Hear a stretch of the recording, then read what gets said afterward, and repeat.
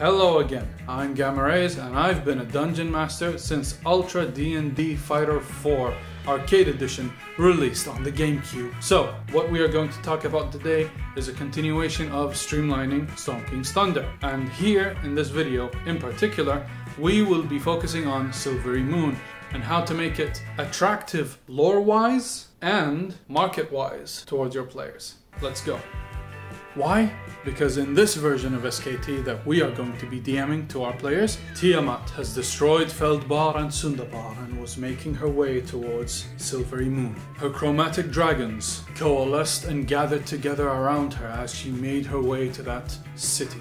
While that city called for reinforcements, the Lord's Alliance did not believe the joke that is Tiamat's resurrection, and did not come to the Silver March's aid, which is why to this day the Silver Marches are not allied with the Lord's Alliance. Silver March's armies, the greatest champions of the realm and the metallic dragons of the north, all gathered in order to fight Tiamat and her chromatic children. Because of that battle, many dragons were slain that day over the skies of Silverymoon. Champions were maimed and Bahamut came down from the sky. Ultimately, Tiamat was stopped, and as a result, Silverymoon has now become the place where the multi-headed chromatic queen was returned to her hell in Asmodeus. The army that participated in the battle became the Platinum Guard as they all began wearing Bahamut's colors, and monuments were erected to the heroes that had died in the battle. Mileki blesses the land, and out grows a tree of life from its center. And as such, Silverymoon has now become a place of reverence towards Bahamut and Mileki until the end of time.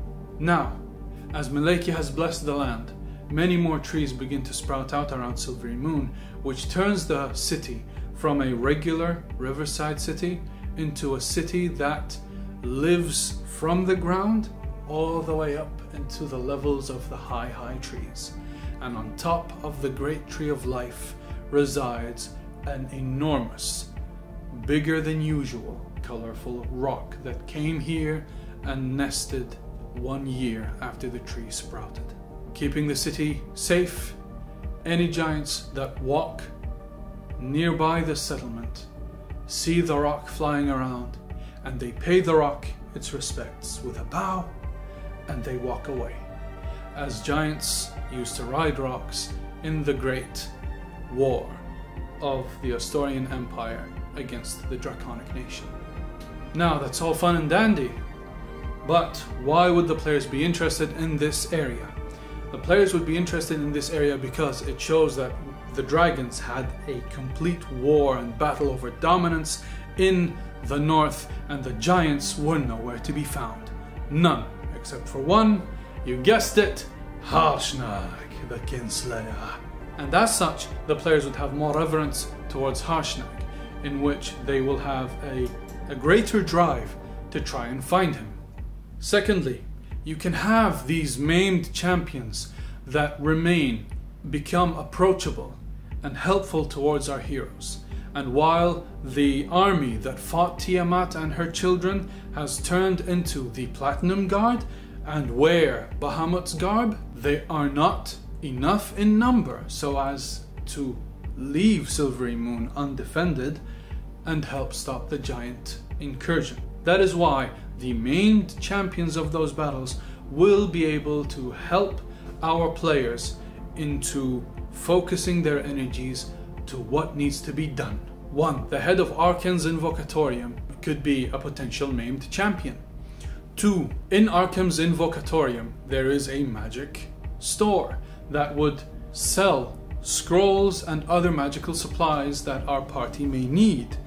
The one who heads that shop or store would be, you guessed it, a maimed champion.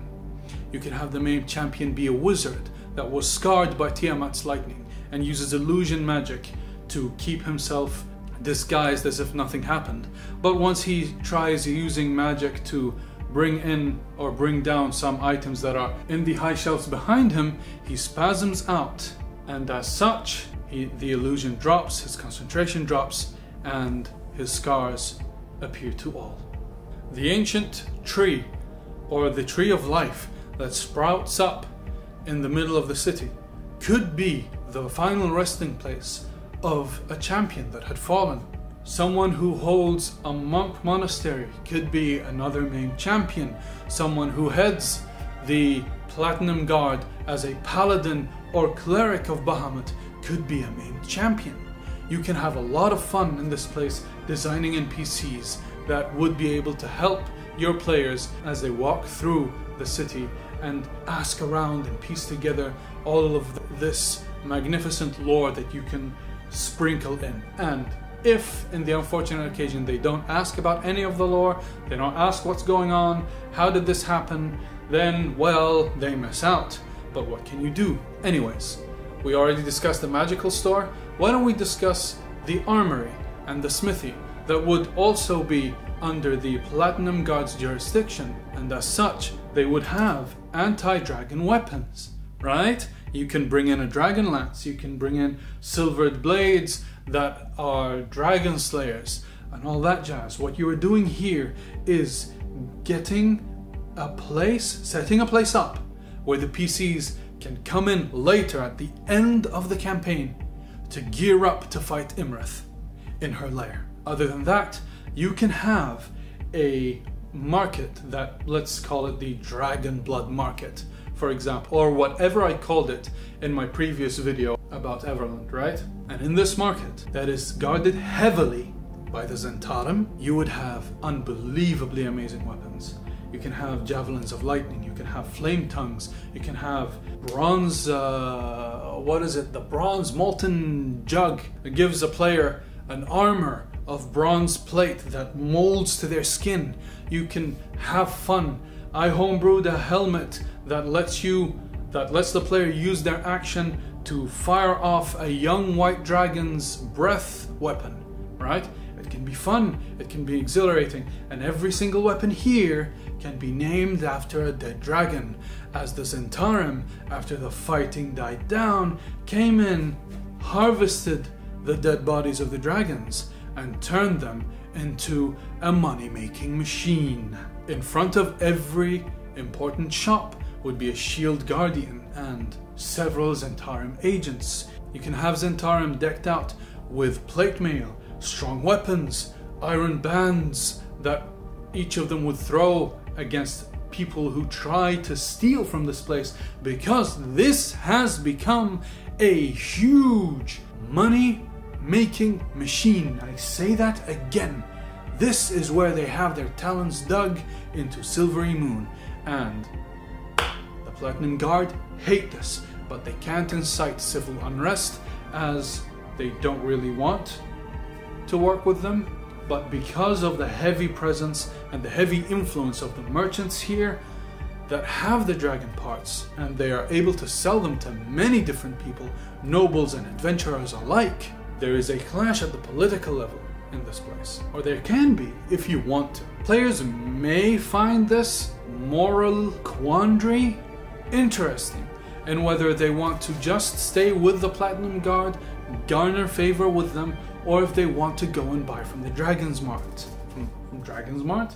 Do we want to be copyrighted? I don't know. From the Dragon's Blood Market. So, this, all in all, makes Silverymoon a much more interesting place and stop in SKT and the Northern or Western or Silvery Marches? Silver Marches? What is it? It's Silver Marches, right?